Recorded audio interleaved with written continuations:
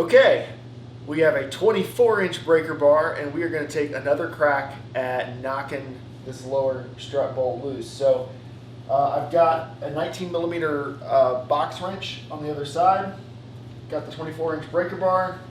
Let's see what we can do.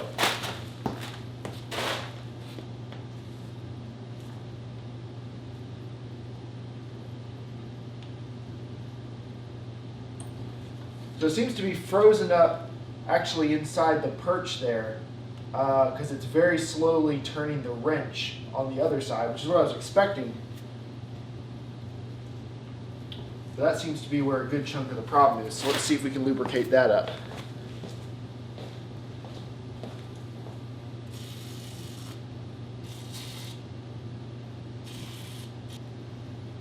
It's compressing the strut actually a pretty noticeable amount. All right, the wrench is going to hit something and stop moving pretty soon, in which case it will have to either loosen up or something's going to break. Here's where it gets interesting. Let's see what breaks first. I think that might have been it.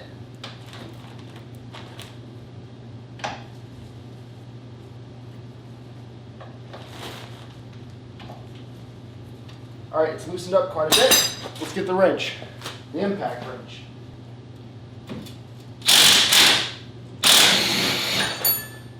There we go. I win. Lots of corrosion in there I'll need to clean out before I put that back together.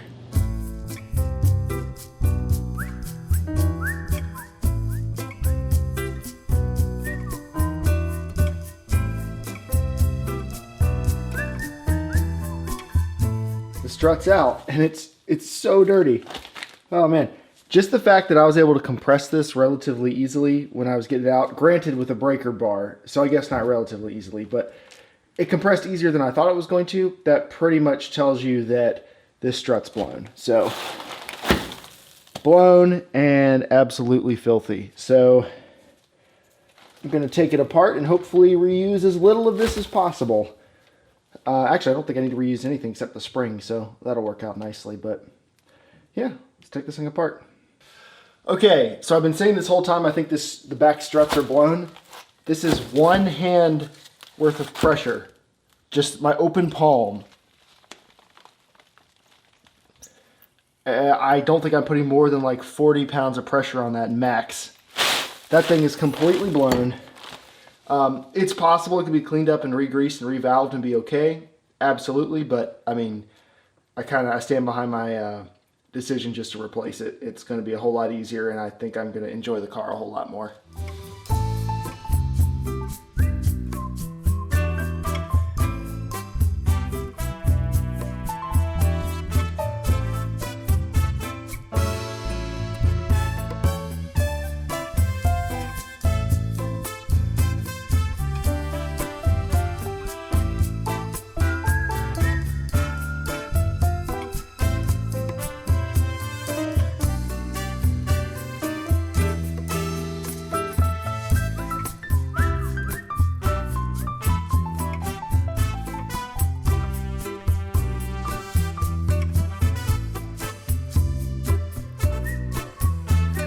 Alright, that's enough work on the suspension for today. I wanted to wrap up just by replacing the shifter. So this is some unnamed short shifter that we're going to hopefully sell.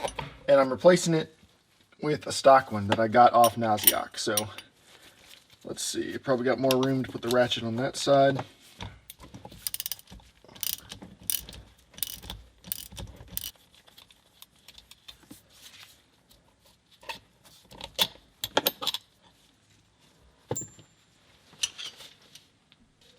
All right, now get it out.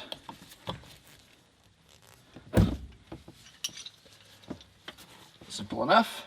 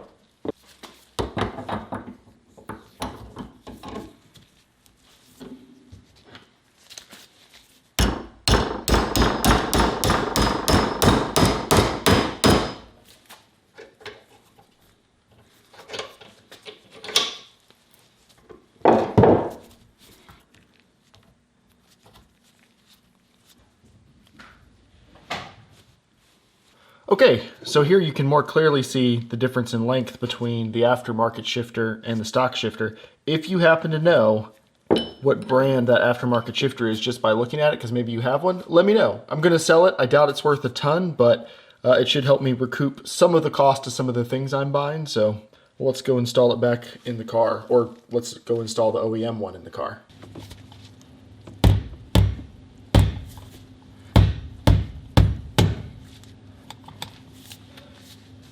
And we're in.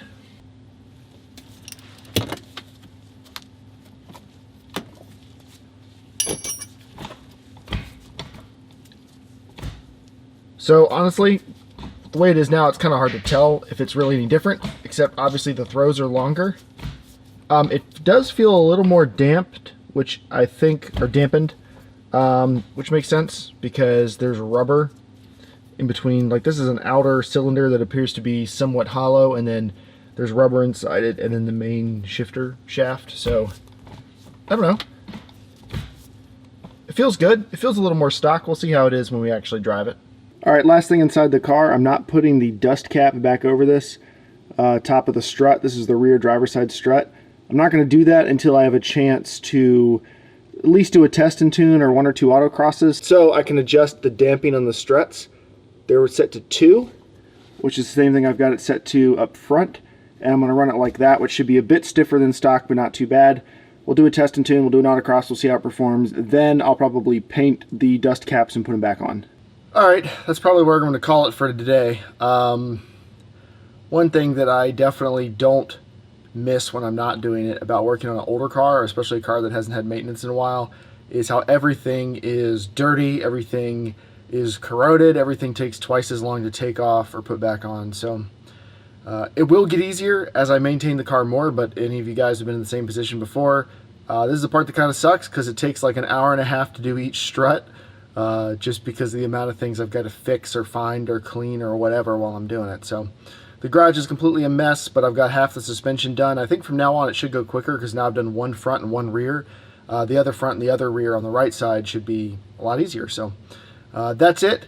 You know, not any huge big updates in this video, just showing you where I'm at. And I think we're going to be getting pretty close to the point where I can like put some OEM parts back into the engine bay and everything else. So I probably won't show doing the other side of the suspension because I doubt that's really interesting unless something comes up that is interesting.